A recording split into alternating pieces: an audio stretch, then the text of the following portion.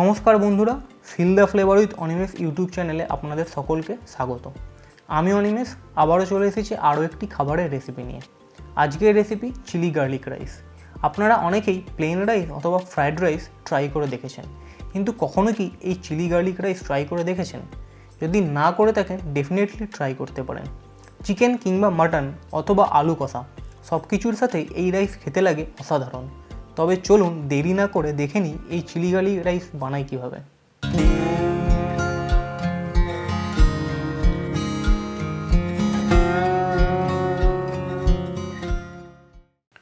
এই রাইসটি বানানোর জন্য লাগছে বাসমতি চাল। তবে আপনারা বাসমতি চাল ছাড়া যে কোনো লং গ্রেন রাইস নিতে পারেন। আমি এখানে 500 গ্রাম বাসমতি চাল নিয়েছি, প্রয়োজন অনুযায়ী আপনারা বেশিও নিতে পারেন। প্রথমে চালের মধ্যে জল দিয়ে চালটিকে 5 থেকে 6 মিনিট ভিজিয়ে রাখতে হবে।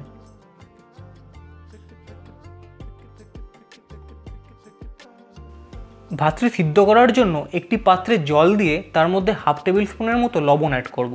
জল হালকা গরম হওয়া শুরু হলে তাতে রাইসটি ফোটানোর জন্য দিয়ে দেব।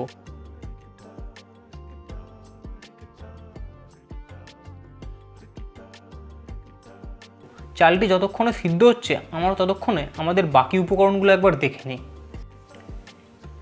চিলি গার্লিক রাইস প্রস্তুত করার জন্য এই রেসিপির মেন উপাদান গার্লিক ক্লোভসগুলো ভালোভাবে কুচি কুচি করে কেটে নিতে হবে।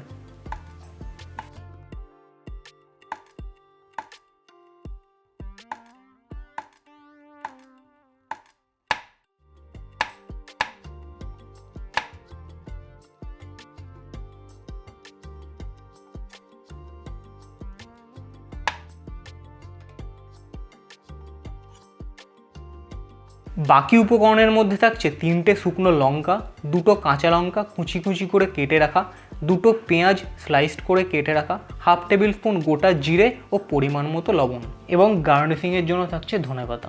আমরা ভাতটিকে সিদ্ধ করার জন্য বসিয়েছিলাম, এবার দেখে নিই কতটা কি সিদ্ধ হলো। ভাতটি হয়ে গেলে ওটিকে নামিয়ে একটি পাত্রে হাওয়ার মধ্যে রেখে দিতে হবে। হাওয়ার মধ্যে রাখার ফলে ফ্রাই করার সময় ভাতটি জড়িয়ে যাওয়ার চান্সেস থাকে না। রাইসটি প্রিপেয়ার করার জন্য কড়াইতে পরিমাণ মতো তেল দিয়ে দেব। তেলটি গরম হয়ে গেলে তাতে হাফ টেবিল স্পুন গোটা জিরে এবং 3টে গোটা শুকনো লঙ্কা দিয়ে ফ্রাই করে নেব।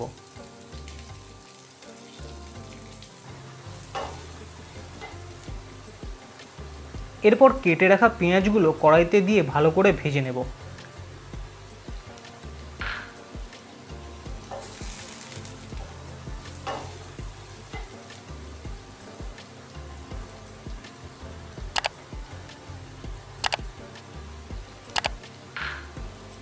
পেঁয়াজগুলো ভাজা হয়ে গেলে তাতে চপড গার্লিকগুলো দিয়ে দিতে হবে।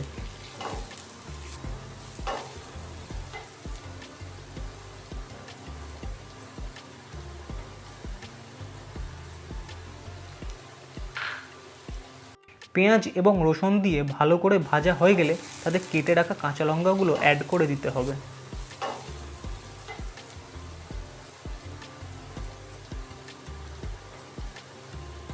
সব কিছু দিয়ে ভালো করে ভাজা হয়ে গেলে তাতে পরিমাণ মতো লবণ অ্যাড করতে হবে। আমি এখানে হাফ টেবিল স্পুনের মতো লবণ অ্যাড করেছি। এরপর যে ভাতটা আমরা সিদ্ধ করে রেখেছিলাম সেই ভাতটা কড়াইতে দিয়ে খানিকক্ষণ ধরে ফ্রাই করতে হবে।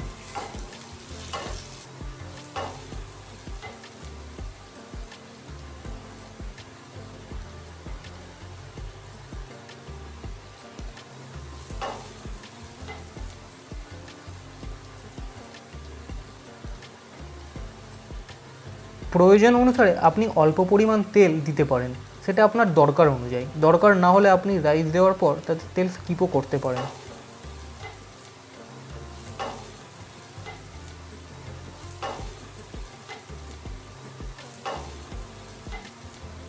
ফ্রাই করা শেষ হলে গার্নিশিংয়ের জন্য একটু ধনেপাতা দিয়ে দিলাম।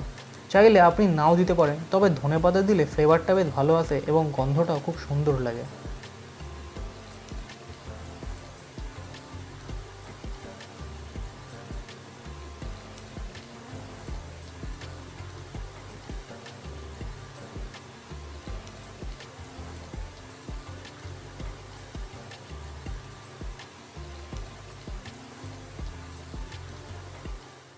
আপনারা দেখতেই পেলেন এই চিলি গার্লিক রাইস বানানোটা এমন কিছু টাফ না, খুব ইজিলি এটা বানানো যায়।